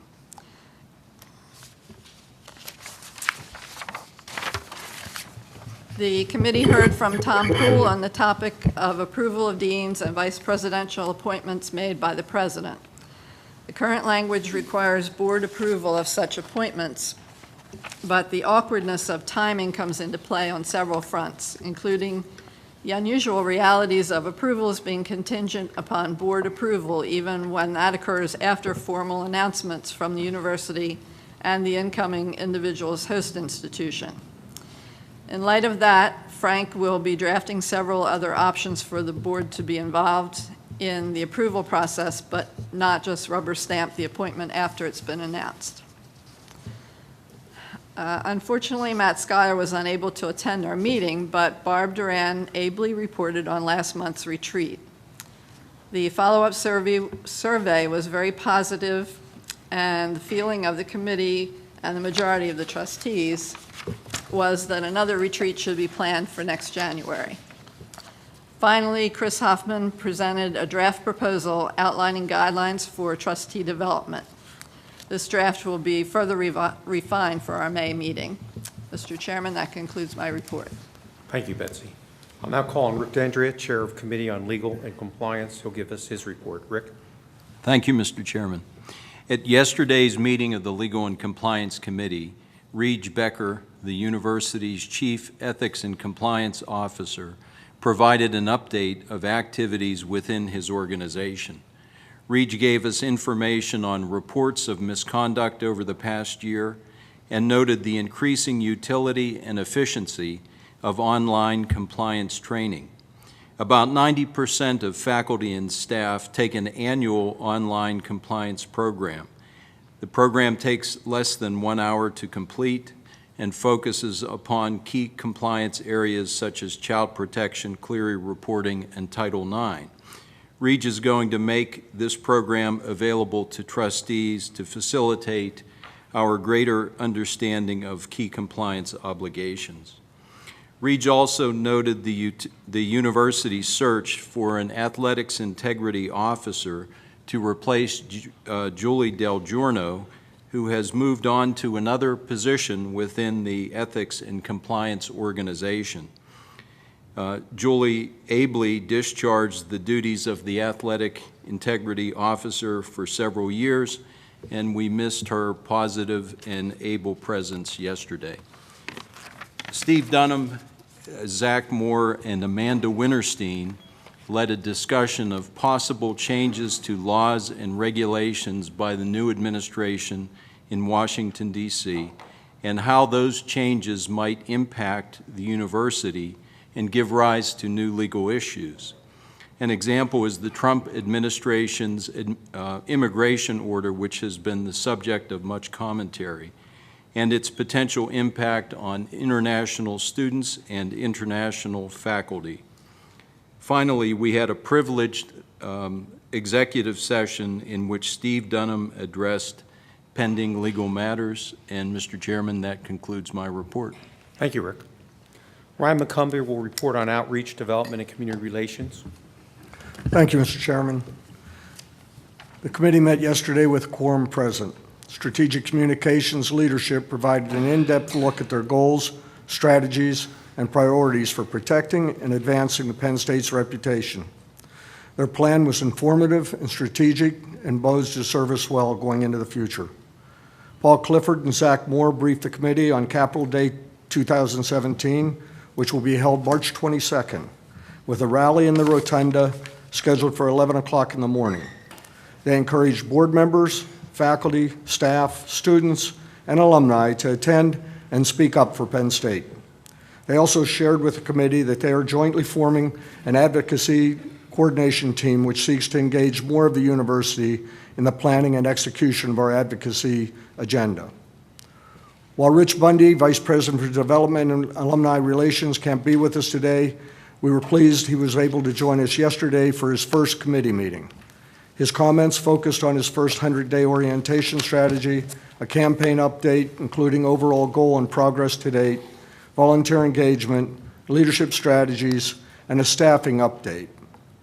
Renata Engel, an interim Vice Provost for Online Education, provided an update on World Campus priority areas of retention, conversion, and program optimization, as well as transforming education and the future of online education at Penn State. Tracy Houston, Interim Vice President for Outreach, is working with outreach units to more fully articulate the vision and mission and to evaluate business models and key performance indicators. Mr. Chairman, that concludes my report. Thank you, Ryan. As we all know, Donna Newberg's retirement from Penn State leaves a vacancy for one of the assistant secretary positions on the board. In your agenda is a resolution to appoint Crystal Straw, who replaced Donna in her capacity as executive assistant to David Gray, to the position of assistant secretary. May I have a motion for approval? Thank you. Second? Any discussion? All those in favor, please indicate by saying aye. Aye. Any opposed? Motion carries. In your agenda is a resolution to reappoint the current directors of Penn State Health for one-year term starting March 15, 2017. May I have a motion to approve the reappointment of directors as presented? Second? Discussion. All in favor, please say aye. Aye. Any opposed? The motion carries. The proposed meeting dates for the 2018, which include a January professional development and retreat format, are shown in item 8 on the agenda. May I have a motion to approve the proposed meeting dates as presented? Second? Any discussion? All those in favor say aye. Wait. Sorry. Should we discuss now whether that January meeting is a retreat or a trustee meeting? The January proposed meeting is a retreat. Oh, for sure, okay. Okay. Sorry. No problem. Again, I'll call for the vote. All in favor say aye. Aye. Any opposed? Motion carries. When Mark and I became chair and vice chair of the board, we thought it may be helpful for trustees to have an annual informational report on intercollegiate athletics. Sandy Barber is with us today to provide that report. Let me call on Sandy to come up and present to the group.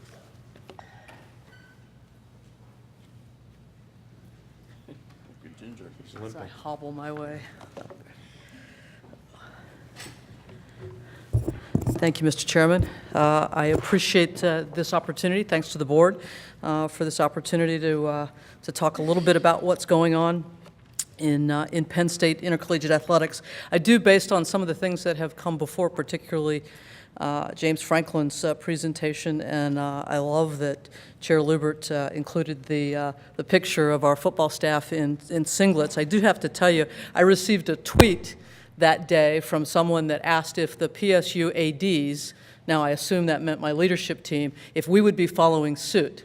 My response was hashtag no one wants that.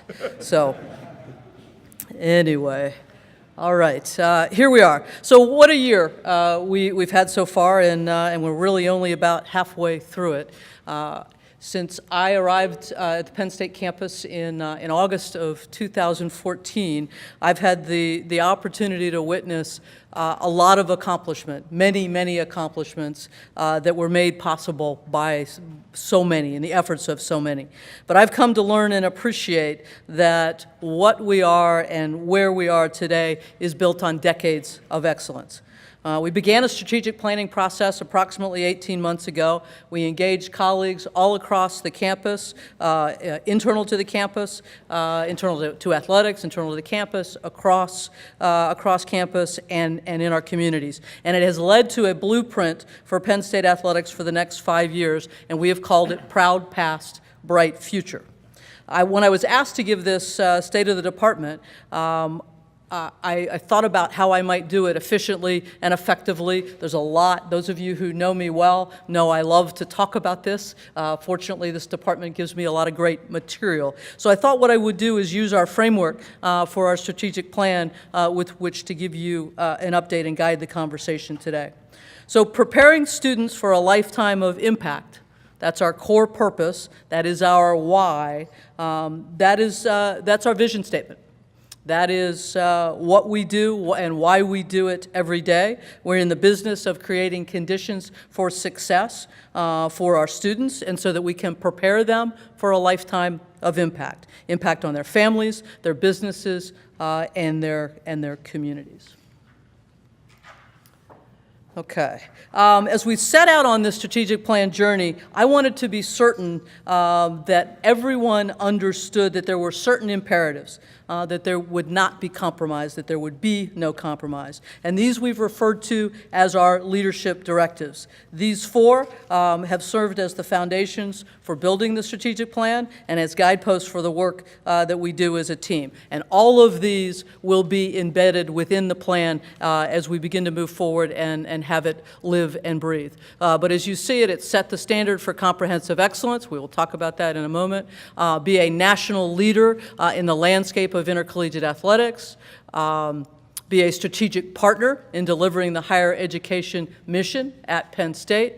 And then engage our community in meaningful ways. We also moved to identify what we felt were the key and core values that might be unique to intercollegiate athletics. Of course, we live and support those that advance the university's core values, but we felt there might be a few that are unique and additive to the work we do on behalf of student athletes and the community stakeholders that we serve.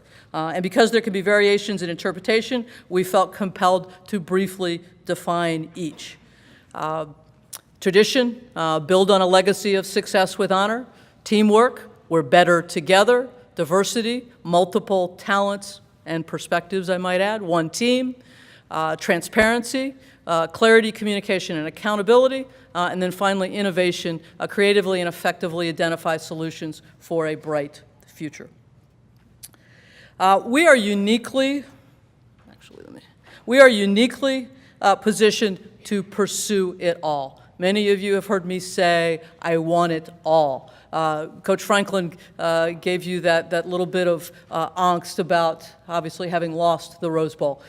For me, it was we were so close to having it all. That's why I would probably stand before you today still not having quite gotten over that. But we're uniquely positioned to pursue it all. We tell our students that they can have it all at Penn State, and that's not just student athletes, because we position ourselves to genuinely pursue comprehensive excellence. We don't feel that any of these items need to be compromised, but rather work together to create a unique Penn State story. A few examples of the accomplishments in this area are below. From a comprehensive excellence standpoint, we've just celebrated the academic accomplishments of our fall student athletes. You have a card in front of you that is the physical representation of over 500 student athletes, almost actually a little bit over 60% of our entire student athlete body that earned over a 3.0 in the fall semester. We also had a record 24 of our 31 teams in the fall that had a 3.0. And our last 5 semesters, I didn't write this. Those are the 5 semesters I've been at Penn State, but I didn't write this. The last 5 semesters have been the historically greatest number of over 3.0s in our history. We've always been very good. We continue to get better and better. We opened the Morgan Academic Center last summer, a facility that has centralized our academic support resources, and we included an academic honor or an academic recognition wall, of which just last week we moved the numbers up, including our NCAA graduation rate from 88% to 89%, 1 percentage point away from our historic high. And believe me, that's something we're going after with as much fervor as anything we do.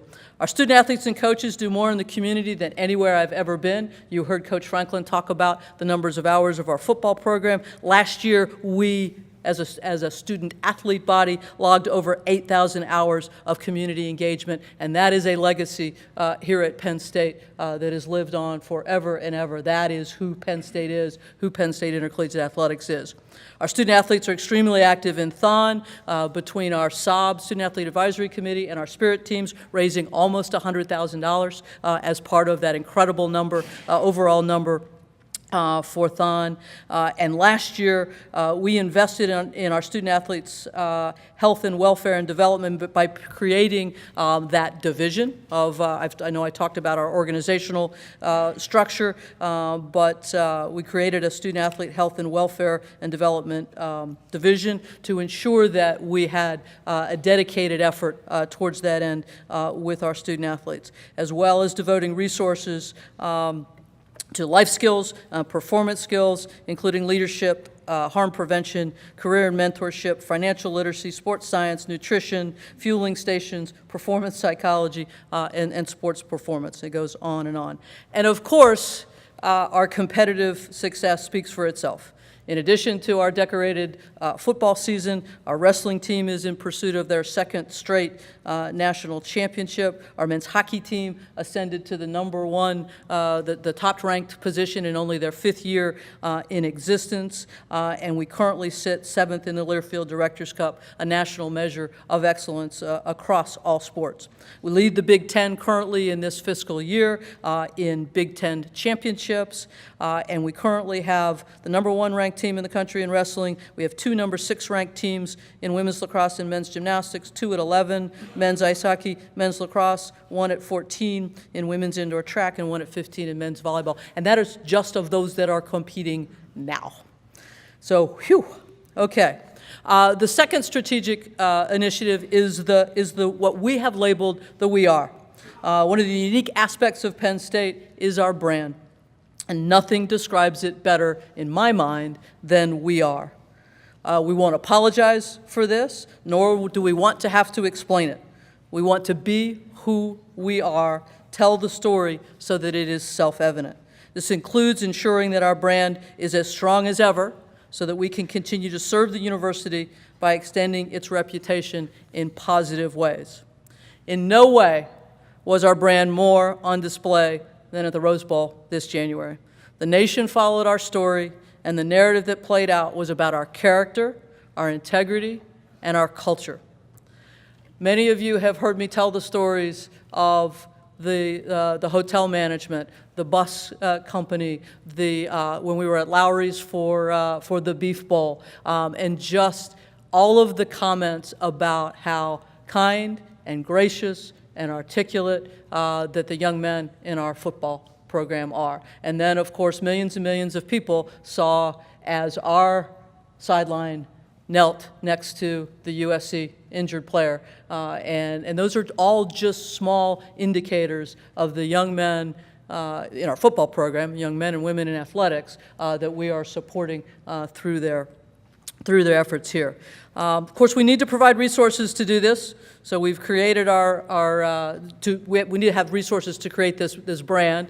So we need to, we've created an internal creative services team, hiring the needed expertise. And frankly, we've saved hundreds of thousands of dollars annually by bringing that in-house because we were outsourcing it before and perhaps not doing it as well as we are now and having it cost us even more. We've launched our Nittany Lion Fan Council, which is comprised of fans from all across the state and the region, representing different demographics, and we are asking them, and they are providing us feedback and information around fan experience, key marketing and communication efforts, game day management, and pricing for various items. They have helped us better present and prepare elements of our game day experience.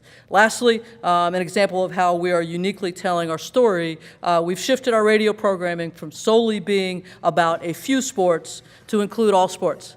So 9 months out of the year, we have a radio presence from fall, winter, and spring. It's one show in the fall, it's 3 shows in the winter, and we go back to 1 show in the spring. But in each show, regardless of the focus, we're talking about students, we're talking about student athletes, we're talking about Penn State University, and we're promoting the brand. So overall from this, it's about we're listening, we're providing feedback mechanisms, and we're incorporating our community's perception of value into all we do.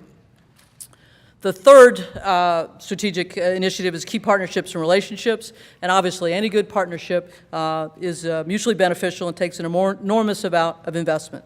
We strongly believe we can better serve our student athletes and our communities if we invest in these relationships both on and off campus. We understand that we are key partners in delivering the broader university mission, and that can look differently to different people. Whether it's our key partnership with the Alumni Association on the Coaches Caravan, as well as many other things, or it's partnering with CAPS and helping to work with them, not only whether it be funding or whether it be ways in which our platforms can help them. It's also partnering in All In, It's on Us, If You Can Play, with both students and the university, and leveraging the platforms that intercollegiate athletics has available to it. And there are key areas that may not be in our core competencies, which we outsource to other partners or outside groups. Our sponsorship and multimedia rights assets are packaged and sold to Learfield. That they provide us with a minimum guarantee. And then we share we share in the additional revenue once we get over that guarantee. Our guarantee has never been larger than it is today, and we will participate in a revenue share above that guarantee this year for the first time in our history of the partnership with Learfield. We also have other key external partners in IMG Learfield Tickets, which is our outbound ticket sales effort, CBS Interactive, which is our website, ANC, which is scoreboards, great partnership in WPSU, CLC, and Nike. The fourth, culture. This particular goal is solely focused internally on the athletic department. It is about our internal culture, on making us better, on making sure we don't lose sight of what makes us great, and that's our people. There's a lot of data around what makes an organization a best place to work, and we've began to look at that and what that might mean for intercollegiate athletics. Whether it's a culture survey, whether it's recognizing employees who have gone above and beyond, or it's making sure that we take time for our staff to feel valued. It's really, really important for us. Last year, we instituted both internal recognitions of both internal and external teammates of the month, a recognition that's given to employees or key partners who have substantially helped us achieve our goals. And at every staff meeting 3 times a year, we include both a student speaker and an alumni speaker to make sure that those perspectives are represented and that those partners have an opportunity, frankly, to say thank you to our employees. It's about maintaining a high-character organization, and you do that with hiring, you do that with then how you motivate them, and then how you reward high character. Finally, financial model. Obviously, all of these things I've talked about require resources in order to undertake them. And the contemporary athletic department must be run like a sound business while obviously keeping the educational goals and objectives in front of us. Not only will we continue to identify opportunities to grow our existing and traditional revenue streams, but we're constantly looking for new ones. Most of you are aware of those. We introduced an NHL exhibition game to Pagula Ice Arena last fall, and we've announced our first ever outdoor concert at Beaver Stadium. In an effort to make sure that we are spending our resources wisely, we've introduced zero-based budgeting into the department, and we are projected to end this year in the black for, I believe it is now the fourth straight year. And this year, we're projected in the black in what has been identified as the most challenging of years. Our resources are not only fiscal, but they're capital. You're all aware of the facilities master plan, the planning process that we undertook, and that will be announced here in the next couple of weeks.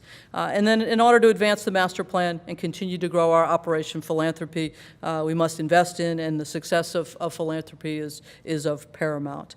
We have invested in beefing up that staff for the campaign. So, as you can see, we have an awful lot to be proud of. We've had a lot of accomplishment, and the year is barely just half over. But much work ahead. As good as we are, I believe that we can be a lot better. It is not easy, and we are obviously not perfect. All of you are aware of a change in leadership in one of our programs that we made. That's not easy, and it is certainly not something that we do without great care and deliberation. But I certainly believe that will benefit our students in moving that program forward. So some of the new things that we will try will be wildly successful. Some will not. And that's part of the endeavor. But we will continue to evaluate them and move forward. But I certainly want to thank you all, each and every one of you, for your support and for your insistence on the standard to which Penn State Intercollegiate Athletics needs to work every day. So thank you. Maybe a question or two. Happy to. Questions? I had a question. Yeah. I just had a question. We heard a very good presentation from Lawrence and his group this morning about brand and outreach. Do you coordinate your efforts that you talked about earlier today? Are they coordinated with Lawrence? Yeah, we meet with Lawrence and his team once a month. We stay in very constant contact. Certainly there are some differences, different vehicles there, but we are in concert with them. And Lawrence might have a different comment on that, but no. Okay, thank you. Sandy, thank you. On the financial front, I just have a simple question. I'm glad to hear that we are operating in the black, as you know, something we've been proud of over the years here. Absolutely. How are we handling the amortization of the fine that we had to pay? Is that still the responsibility of athletics, or has that been transferred from athletics? That is on our books, $48 million for 30 years, straight line.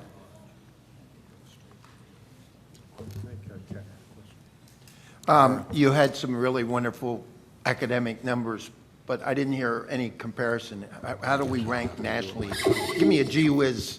You know, we have this many over 3.0, but what's that compared to? Ohio Yeah, State, I that's a- think, is the only Big Ten school with one more varsity sport than we have. Correct. We're number 2 from the numbers of varsity sports. You'd have to go on percentage if you. But just and- give me a number, a ranking. Nationally, I don't know. We are consistently 2 or 3 in those metrics in the Big Ten. Okay, that's what I was looking for. Yeah. Thank you. If I may, Mr. Chairman, I think the leadership of the athletic program in Penn State, frankly, is maybe never has been in better hands, and I congratulate the athletic director for her leadership. Looking at the handout that she gave out with the number of student athletes with a 3.0, it seems to me that the legacy of Joe Paterno's success with honor lives on and on throughout the athletic program at Penn State, and you have reinforced it, and I commend you for that. Your remarks at the Penn State Naples Alumni Association were pretty much along the same lines, and the message you spread is one of optimism and accomplishment. Bringing back the coaches' caravan, I think, is a great thing. There is no better fan base in the country than Penn State, the Penn State fan base. And to bring back what was missing, the coaches' caravan, I think reinforces the fact that not only is the athletic department and the board of trustees, but it's the fans and the Penn State nation that makes up what makes Penn State so great. And frankly, it takes a lot of leadership, and I thank you for your leadership. Thank you. Just a point of clarification, that was Naples, Florida, not Naples, Italy.